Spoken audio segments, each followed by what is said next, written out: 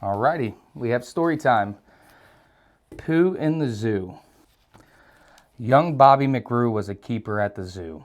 Taking care of animals is what he loved to do. But it wasn't always fun because Bob was the one who had to push a cart around and scoop up all the poo. There was tiger poo, lion poo, prickly porcupine poo, plummeting giraffe poo that landed with a splat, gobs of new poop, bouncing kangaroo poo, a dotted line of droppings from a fat wombat. Fling bits of bat poo, goodness, whose is that poo? A smelly pile of panda poo sitting on the sand. And monkeys always threw it just as fast as he could do it, so no one had a clue where his poo might land.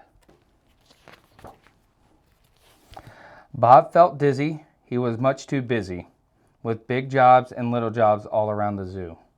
Then he slipped on a banana, cleaning up after an iguana, and it ran off in the slippery, sloppy way iguanas do. The lizard caused hysteria in the zoo cafeteria, climbing on the counters, eating everything he saw. Creamy cakes of every size, pepperoni pizza pies, popsicles, potato chips, and sandwiches galore. Iguana's bulging belly started wobbling like jelly. Oh, he groaned, I don't think I can eat another bite. Then he greedily little eyes saw some sparkling fireflies, so he gobbled them up too, because he wanted something light.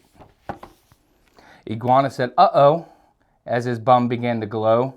He pulled a funny face and plopped a poop upon the floor. But Iguana's jaw soon dropped when he saw what he had plopped, and he ran back to his cage where Bob was waiting by the door.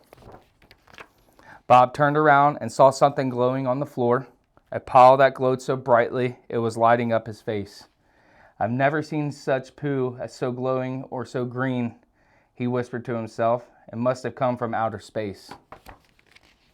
The word soon got around about the strange poo Bob had found, and people flocked to stare at the amazing glowing poo.